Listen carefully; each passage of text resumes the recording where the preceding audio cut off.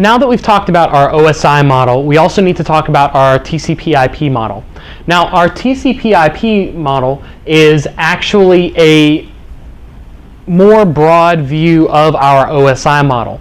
TCP/IP model describes our networking in a series of layers, just like our OSI model does. However, if we take a look at our TCP/IP model and compare it with our OSI model, our TCP/IP model is going to have layers which encompass a couple of our different OSI layers.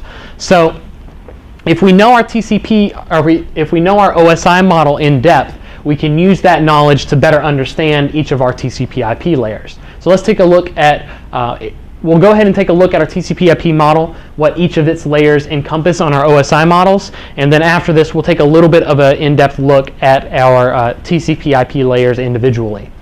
So our TCP/IP model, our network interface layer is our first layer, followed by our internet layer, transport layer, and then application layer.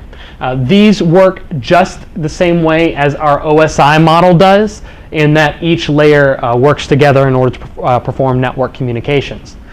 In our TCP/IP model, our network interface layer is going to be referring to, on our OSI model, what we have as our layer 1, our physical layer, and our layer 2, our data link layer.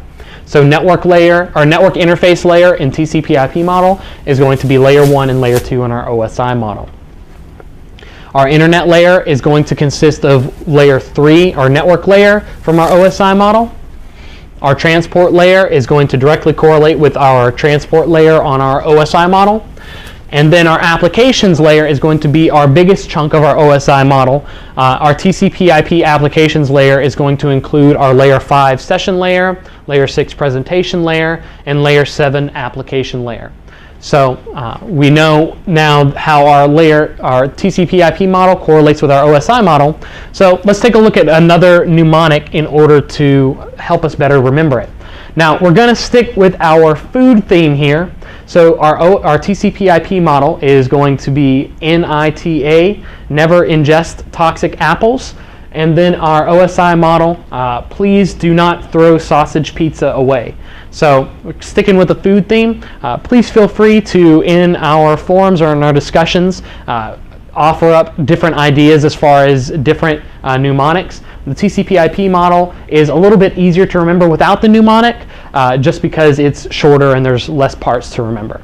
So that's how our TCP/IP and OSI models correlate. Let's go ahead and take a look a little bit in depth at each individual TCP/IP layer.